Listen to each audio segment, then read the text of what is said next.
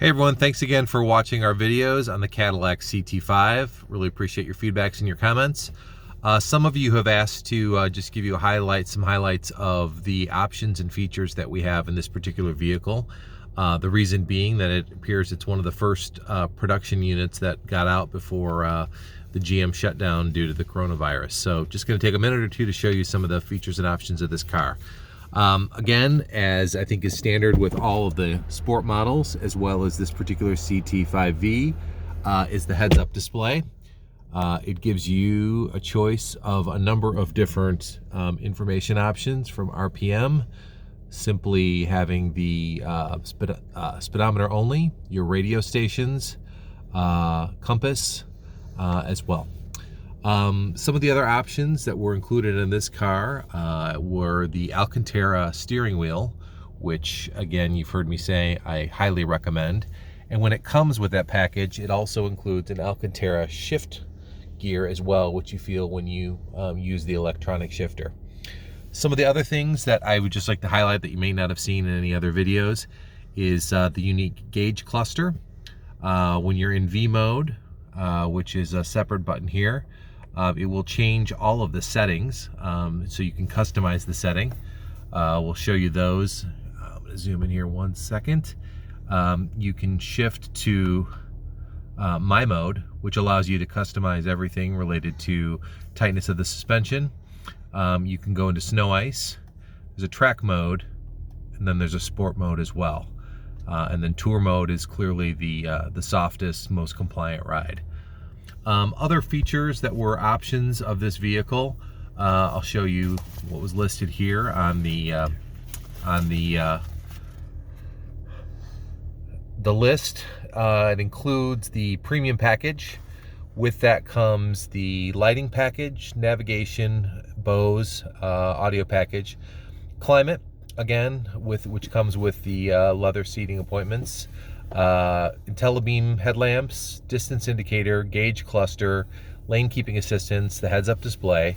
There was additional charge for the Velocity red paint, though I highly recommend it. I elected to get the satin graphite finished or black wheels, and then there is a charge for both the red calipers as well as the microfiber steering wheel. And then, because I live in the state of Illinois, had to include a front license plate bracket as well. One of the things that's really great about this car, I've never had a vehicle before, is that it has really 2 charging spots for your cell phone. So even if you're with someone else, one of the phones can be included in the wireless charging here. And then in the center console, there's also the option for to include charging here as well. So you can have 2 phones charging at the same time. One of them wirelessly, one of them connecting with, obviously, Android Auto or Apple CarPlay. Some of the features I did not include in this car were the parking package. It adds a considerable amount of dollars. I forget, I think it's to the tune of $2,000 or $3,000. So it doesn't have the automatic parking, which is an option, something I didn't use on my previous vehicle that had it as well. But again, heated and cooled seats, parking sensor, automatic lane keeping assistance, and then really just loving these really simple temperature controls, which also pop up here as well. The other thing about this car, it's not quite as complicated as other vehicles, but there is a button here for massaging seats. And it's your typical kind of air bladder massage seat.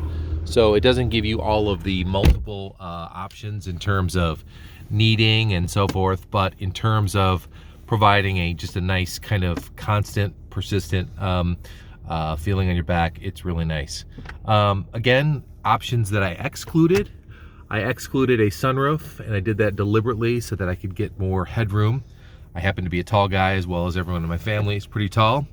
And of course, the other element on this that we included was all-wheel drive as well. So again, one of the things I forgot to mention, I'll show you briefly, is some of the other capabilities in terms of the center display. Here we have a G-force monitor. You can move from V mode. You can get G-force, performance timer, a lap timer, tire temperature, a limited slip differential coupling percentages, and then there's a separate performance page option. I tend to keep it on the G-force monitor. And then you can move across for information, driver assistance, following distance, fuel economy. Yeah, that's right, mine's low. Been running this thing pretty hard. Tire pressure, oil life, fuel range, distance, and so forth. If you move over to information, no one should be listening to Barry Manilow. Navigation, your phone settings, and then special settings as well. So again, it's even though I know a lot of people have said they wish that this car included a full digital display, it really does give you all the information. And there's something about the purity of just analog gauges as well that I personally find to be very nice. So again, we thank you for watching these videos. If there's anything that we can answer, just let us know in our next post. Thanks much. Bye-bye.